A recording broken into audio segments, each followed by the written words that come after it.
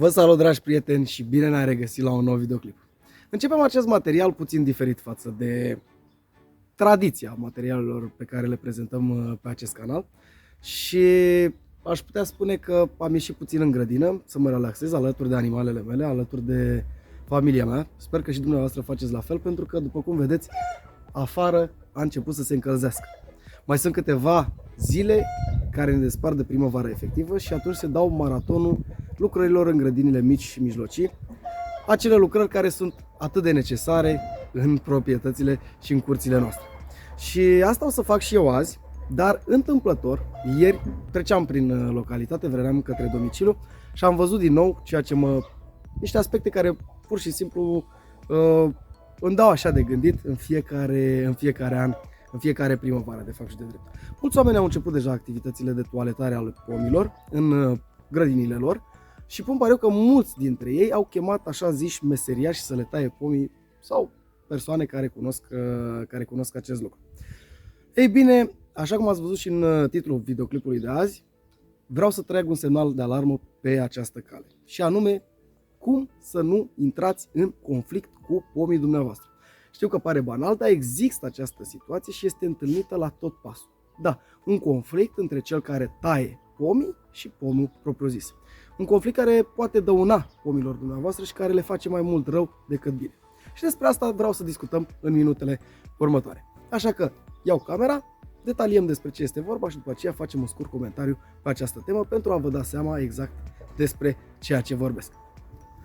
Și treaba este foarte simplă. Cum ne putem da seama dacă acest conflict a fost creat? Ei bine, privim coronamentul pomului, ca în acest caz, și observăm dacă avem niște creșteri abundente de tip lăstar lacom, cum este și în acest caz. Deși aici nu este o problemă, creșterile sunt normale în urma tăierilor care au fost efectuate anul trecut. Dar pun pariu că ați observat de foarte multe ori pomi în care pur și simplu nu puteai să bagi mâna din cauza acestor creșteri. Aici vorbim de partea de sus, dar acele creșteri erau și în partea de jos a coronamentului.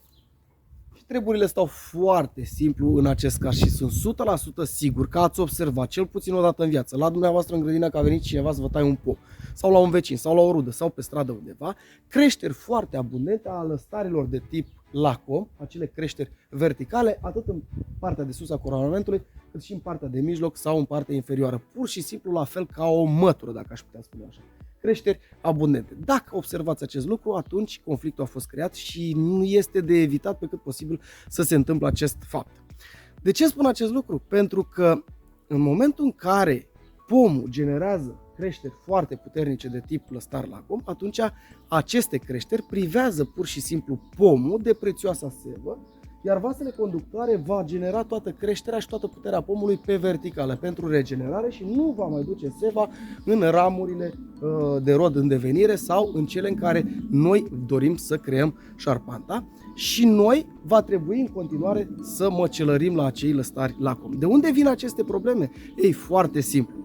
Și încep prin a vă spune că acest conflict îl puteți întâlni la toate speciile de pom fructiferi, dar în special la semințoase, măr, păr și așa mai departe. Și pentru a vă exemplifica ce anume duce la acest conflict, mai întâi vom lua un lăstar lacom din coronamentul unui pom și vom face un scurt comentariu referitor la tăierile acestea.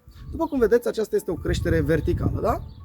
Toată lumea vine și în mod normal o va secționa. Dacă tăierea nu va fi una conformă la inel, aici poate veni prima problemă din care generăm conflict. Toate tăierile sunt făcute încet, respectiv pomul va genera niște creșteri de regenerare. Puterea pomului va fi direcționată pe verticală. Pomul, așa cum v-am mai spus, vrea să fie primul. Și gândiți-vă la orice organism, dacă îi luați anumite părți de care el are teoretic nevoie, atunci va căuta să le refacă. Același lucru se întâmplă și dacă dumneavoastră faceți o tăiere incorrectă și nu tăiați la inel acolo unde doriți să nu mai aveți creșteri noi. Și aveți un material pe canalul meu despre acest aspect detaliat.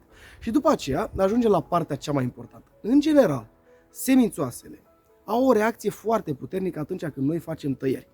Tăierile pot fi de mai multe feluri. Pot fi de scurtare sau pot fi de suprimare sau reducție, cum am făcut în acest caz, adică l-am tăiat total. Ei bine, dar în momentul în care noi facem scurtările, putem face scurtări la o treime, la jumătate sau o scurtare puternică care poate duce la cep sau pur și simplu o scurtare puternică pentru un mugure în o anumită parte. Și să începem cu scurtarea mică. În momentul în care noi tăiem doar o treime din acel lăstar lacom, să spunem, sau dintr-o parte a lacomului unde vrem să garnisim coroana, să conducem o șarpantă, un element de schelet, să creăm ceva nou, atunci răspunsul pomului nu va fi unul foarte puternic. Aici, pur și simplu, generându-se câteva creșteri de vigoare mică. În momentul în care tăiem jumătate din acel lăstar lacom unde vrem să generăm coroana, atunci răspunsul pomului va fi mult mai puternic. Chiar aici vom avea niște creșteri mult mai viguroase. Iar în momentul în care tăiați și mai mult, atunci răspunsul pomului va fi unul agresiv. Adică toată puterea pomului se va concentra în jurul acestor tăieri mai mari sau mai mici pentru a dezvolta creșteri noi și a se regenera. De ce acest lucru? Pentru că, în general, la semințoase, cu cât tai mai mult, cu cât scurtezi mai mult, cu atât el va crește mai mult și de aici intervine conflictul între dumneavoastră și pomii dumneavoastră. Pentru că sunt foarte multe persoane, așa cum v-am spus, care vin în grădina dumneavoastră îi plătiți de bună credință și încep să taie. Și îl taie și îl face atât de frumos de zici că e tuia, brad, nu știu, orice pom ornamental.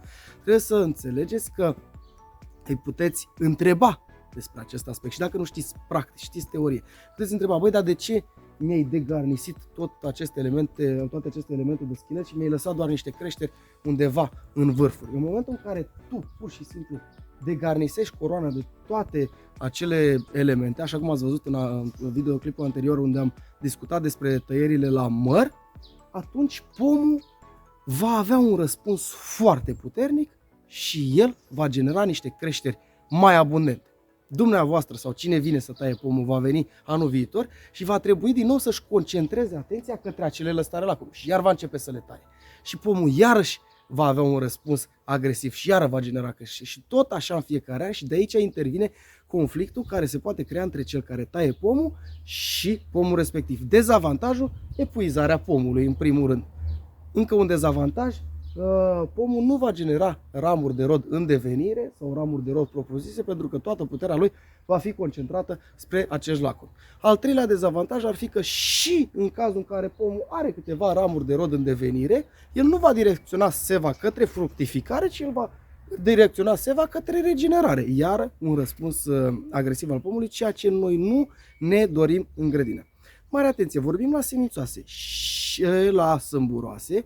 Putem întâlni acest conflict, deși la sâmburoase este indicată tăierea încep pentru generarea de creșteri noi anuale, pentru că așa fructifică sâmburoasele. Deci aș putea spune că acest conflict este totuși o particularitate la sâmburoase, în special la măr și după aceea părul și celelalte soiuri. Sper că ne-am înțeles pe această temă, evitați pe cât posibil acest conflict și fiți atenți la cine vă taie pomii. Până la următorul material vă doresc toate cele bune și să ne revedem cu bine la următorul videoclip. V-am pupat!